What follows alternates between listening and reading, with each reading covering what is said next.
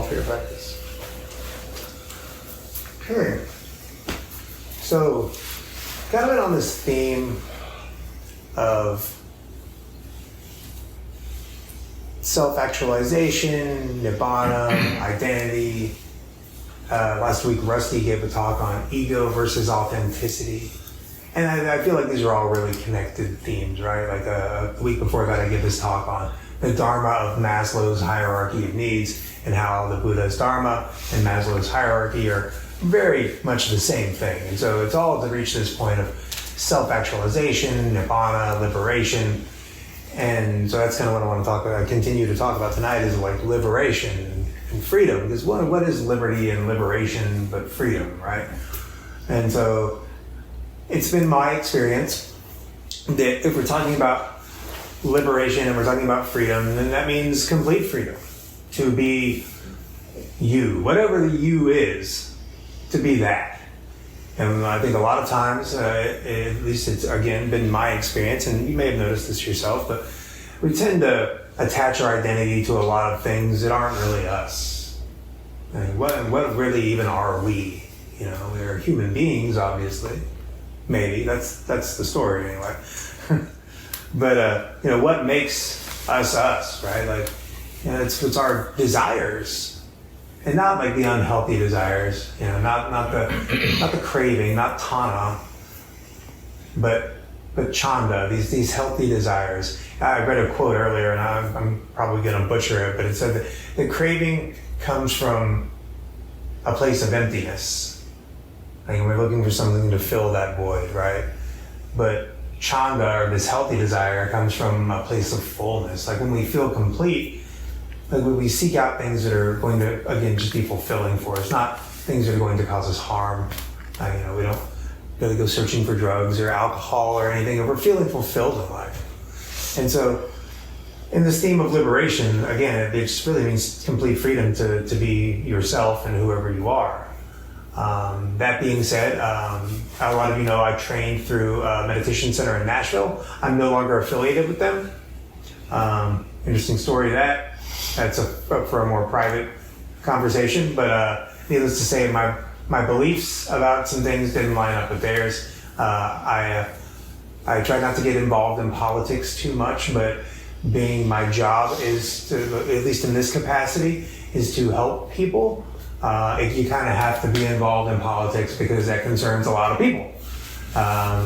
They didn't really like that who I was supporting for president, and they didn't like the way I was teaching some things, because it was my opinion through my own studies of this practice and through studying the suttas and just learning as much as I can about this practice, that some things were being taught incorrectly in order to appease people in a certain way and kind of diluting the Buddha's teachings.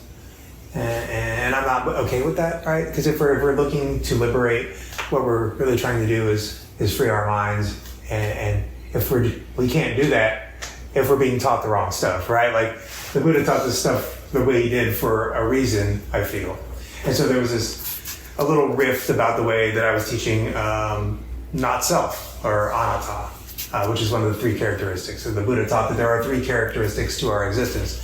That life is inherently imperfect, so it has this quality of imperfection to it, what is known as dukkha. It's also impermanent, so it's this word anicca is the Pali term for that. It has this quality of impermanence. There's no stability to be found in anything because everything has this entropy to it. Everything is just going to arises only to pass away, right? It's only here for a moment and then it's gone. And this includes things like our identity. How many different lives have you guys lived, right? Like how many different jobs have you had? How many ways do you show up for different people? Like this is the way our identity works. It's this constantly shifting thing. So if we base our entire ethos around this imagined identity, that's not helpful, right? And so the Buddha taught that like identity is a dead end.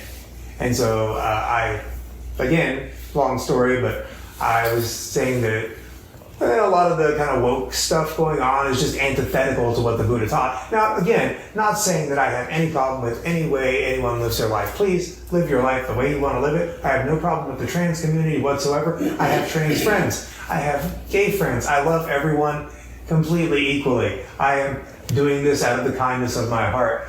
And if the Buddha taught that identity leads to suffering, it has also been my experience that that is true. And so that's what I'm going to teach, that latching onto this identity leads to suffering. That being said, no longer affiliated with Wild Heart Meditation Center. And that's cool. I love them. I wish them all the best in their mission, whatever that mission is. But it was a relationship that just had to end for my own liberation, right? I'm not a big fan of groupthink. That's when we get into trouble, is when we form these little close-knit groups. Not you guys. You guys are awesome, because we're here just trying to be happy, and like nobody runs around calling themselves Gulf Coast Dharma. It's not a big deal. Cover my shirt up. Cover that shit up. Get out of here. No. I have much love for everyone, and that's why I teach this practice the way I teach it, which is as close to what I feel the Buddha taught as possible. Right? Because if we are trying to liberate, that's the name of the game, right? And for me, like, awakening is the goal. And it was the goal for the Buddha. He spent many years chasing after that. So, he was an ascetic for like 7 years before, I think it was like 7 years before he actually woke up. But yeah, so identity's an issue that we have to contend with. I spent my life trying to be somebody for so long, and I could never be what I thought society wanted me to be. And that caused me a lot of suffering. And once I gave that shit up, my suffering pretty much ended. At least a lot of it did. The suffering around my identity and that becoming, that balatana, this craving for becoming something that I'm not, that went away. Because I'm not trying to become anything, right? The Buddha, taught us that we are just completely whole as we are. We don't need to add anything to it. We don't need anything extra. Happiness isn't found out here. It's not found in our identity. It's found through our view of ourselves, whatever that is. And so how do we cultivate that? Well, we go inward and we investigate, right? We look for the self. We try to find the self. And we do this systematically in a process of like, not this, not that, right? So we can observe the body and know that anything that is observable is not you, right? Because whatever you are is what is doing this observing.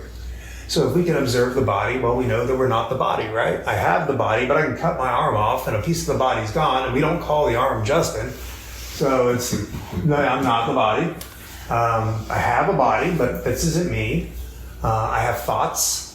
Again, thoughts arise all on their own. I don't identify with them. They're not mine.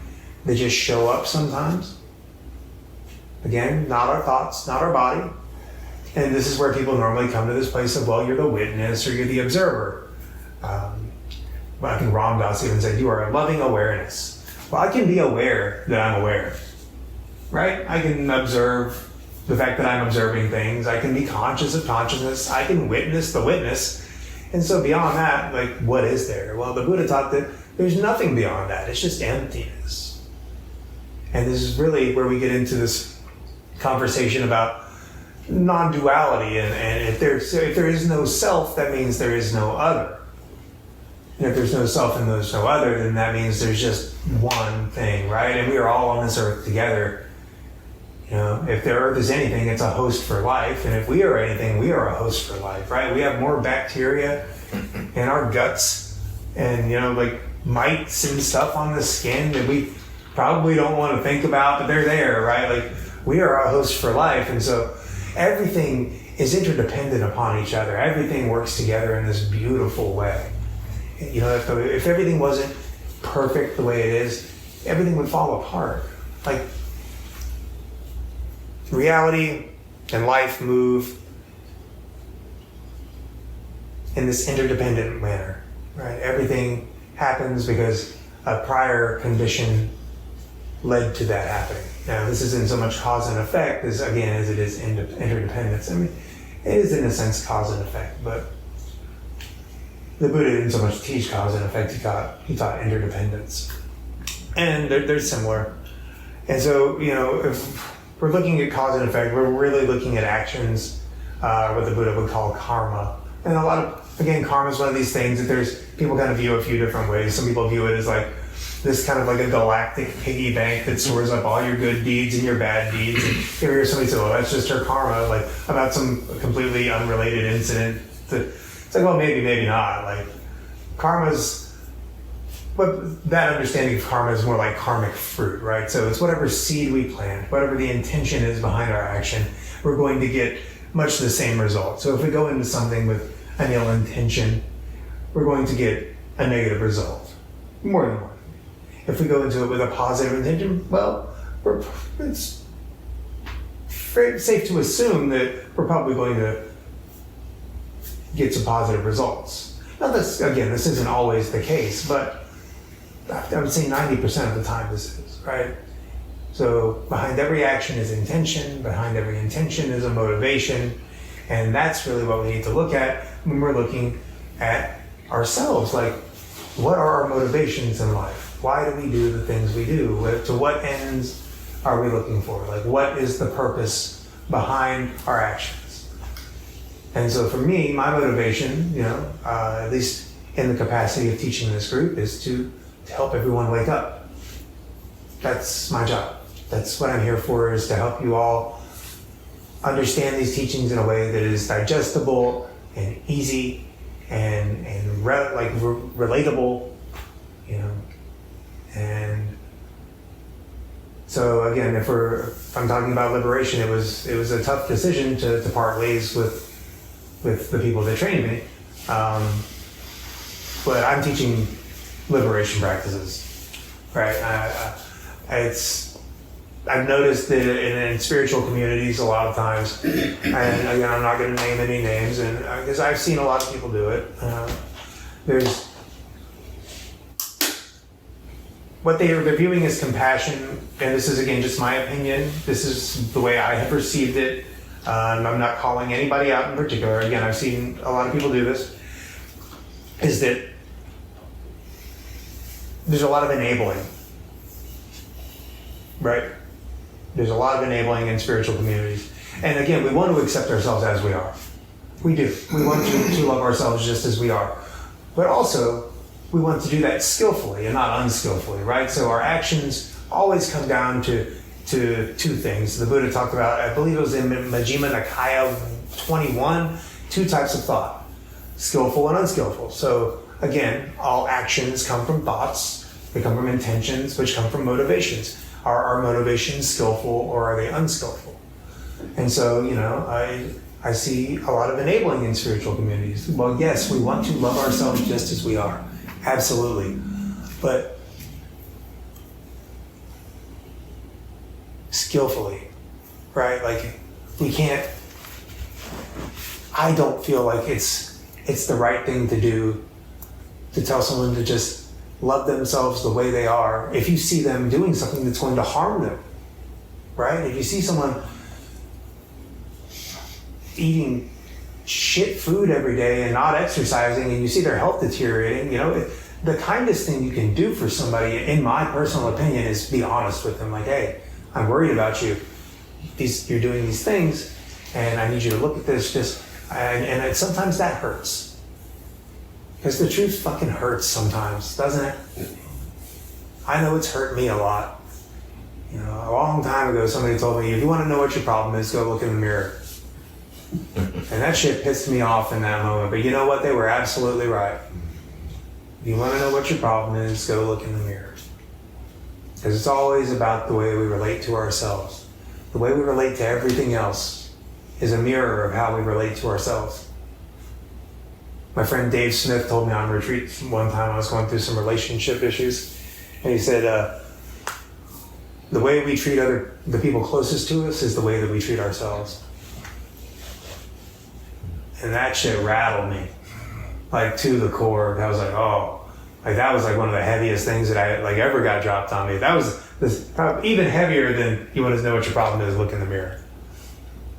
The way we treat the people closest to us is the way that we treat ourselves. And that really, as much as it hurt, it helped me, right? Because then I was able to really look at that and investigate, like, wow, maybe that is true. And it was my experience that it was. Because for the longest time, I didn't love myself. And I didn't love myself because I wasn't caring for myself properly. And so, liberation is found in truth. The truth will set you free, right? That's what they say, and that's been my experience, is the truth will set you free. And sometimes we have to receive hard truths. Sometimes we have to tell hard truths. And it's not always enjoyable, it's not always pleasant, but it's necessary. And that's all I really got for tonight. So we'll go into a longer meditation, and then we'll do a little discussion.